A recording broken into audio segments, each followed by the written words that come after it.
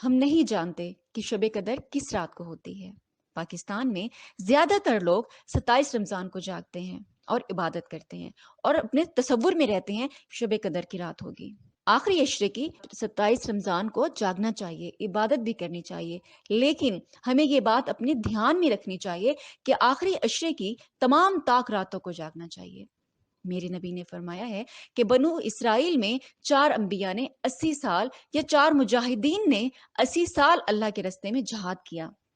تو صحابہ کہنے لگے کہ یا رسول اللہ، ہمارے تو عمریں بھی 80 سال نہیں ہوتی، تو ہم ان کے برابر کیسے ہوں گے؟ تو ابھی ان کا یہ سوال باقی ہی ہے اور مجلس باقی ہے کہ جبرائیل آ گئے کہ یا رسول اللہ، بشارت دیں اپنی امت کو کہ اللہ کہہ رہے ہیں کہ سورۃ القدر نازل ہوئی۔ اللہ تعالیٰ فرماتے ہیں کہ چلے ہم آپ کو ایک رات دیتے ہیں، آپ کی امت کے مرد عورت جاگ لیں، 80 سال سے زیادہ اجر لکھ دیا جائے گا۔ 80 سال نہیں کہا، 80 سال سے زیادہ اجر لکھ دیا جائے گا۔ اس لیے یہ 5 راتیں ضرور جاگ لیں، چھوٹی راتیں ہیں، تراویح سے فارغ ہوں، 3-4 گھنٹے کا وقت باقی رہ جاتا ہے، کچھ نفل پڑھی جا سکتی ہیں، تھوڑا قرآن پاک پڑھ لیں، کچھ تعداد میں درود شریف پڑھ لیں اور لوگوں کو دل سے معاف کر دیں۔ ایک صحابی کہنے لگے کہ رات کو تہجد میں کہ یا اللہ، میرے نبی نے کہا ہے کہ میں صدقہ کروں، میرے پاس تو کچھ نہیں ہے، میں کیا کروں؟ پھر کہتا ہے کہ چلو، جس نے میری بے عزتی کی ہے میں نے سب کو معاف کیا، میرا یہی صدقہ قبول کر لیں۔ جب فجر کی نماز میں صبح وہ آئے تو آپ صلی اللہ علیہ وآلہ وسلم نے نماز کے بعد اعلان کیا کہ رات کو صدقہ کس کس نے کیا ہے۔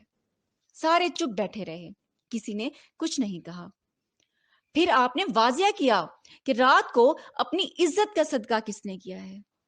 یہ کھڑے ہو گئے کہ یا رسول اللہ، کہ آپ کی باتیں سن کر شوق لگا کہ مال لگاؤں، مگر مال تو تھا نہیں۔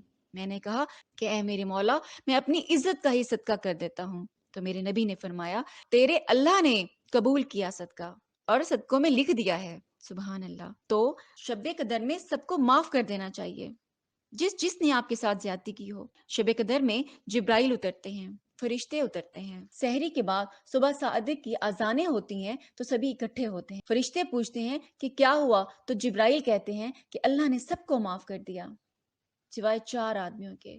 4 آدمی کو کیس زیر غور ہے، تو وہ پوچھتے ہیں کہ کون 4 آدمی؟